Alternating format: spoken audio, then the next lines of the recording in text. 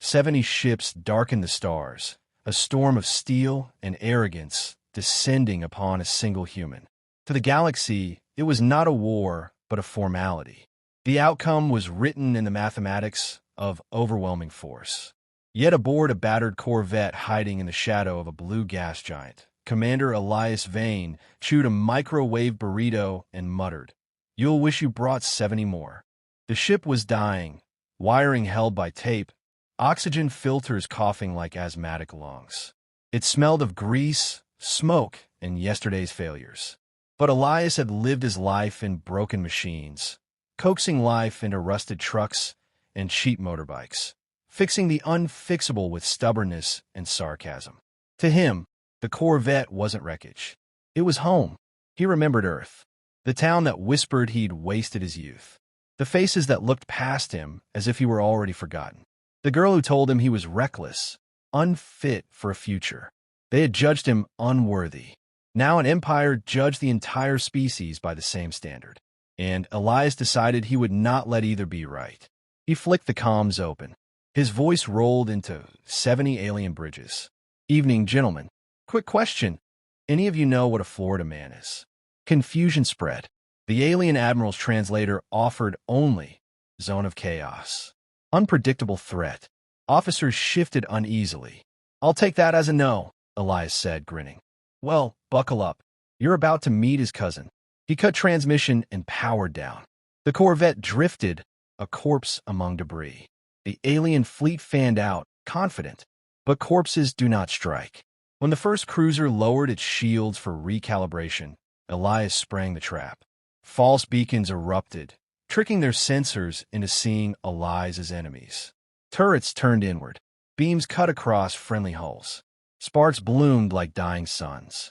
The fleet's first blood was its own. Note to self, Elias muttered, chewing. Advanced species. Zero common sense. He led them into the asteroid belt. Rocks tumbled like dice across the void, and the fleet followed, their formation stretched thin.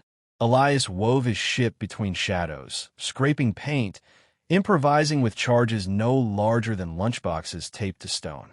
Explosions rippled through the rocks, sending cruisers crashing into each other like drunks in a bar fight. 5 ships fell before they realized they had become prey.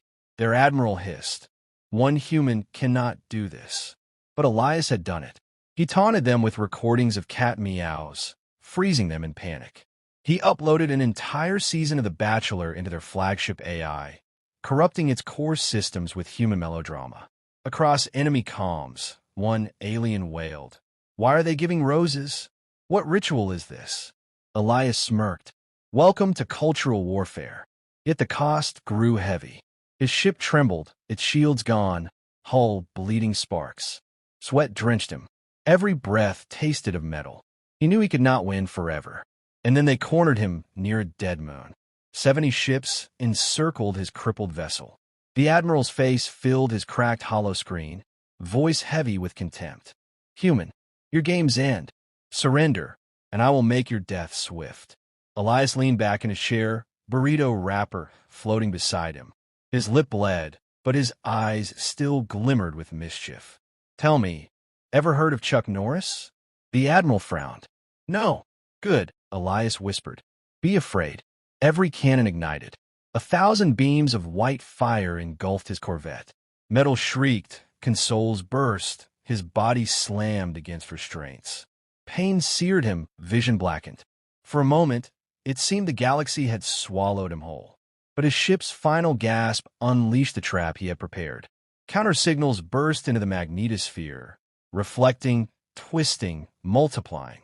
The fleet's targeting systems faltered. Their own weapons turned inward. One by one, the ships tore each other apart. The dreadnought cracked open, vomiting fire.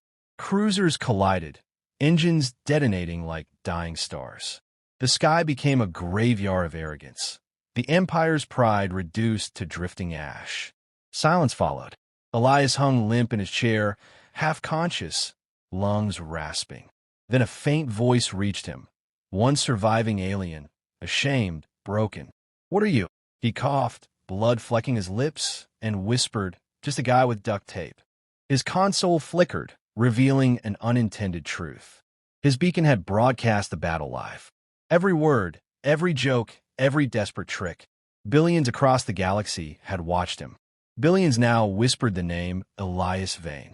He thought of home, the neighbors who mocked, the soldiers who dismissed, the cat who ignored him but never left his side, the girl who walked away.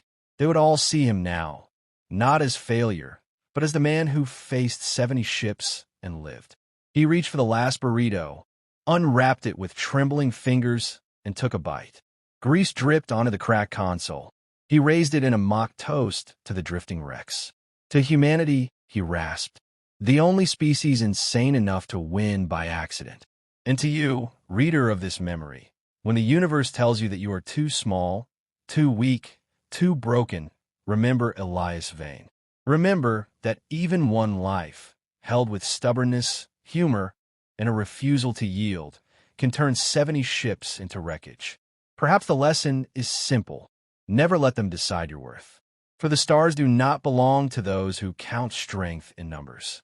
They belong to those mad enough to laugh at impossible odds and still take one more bite.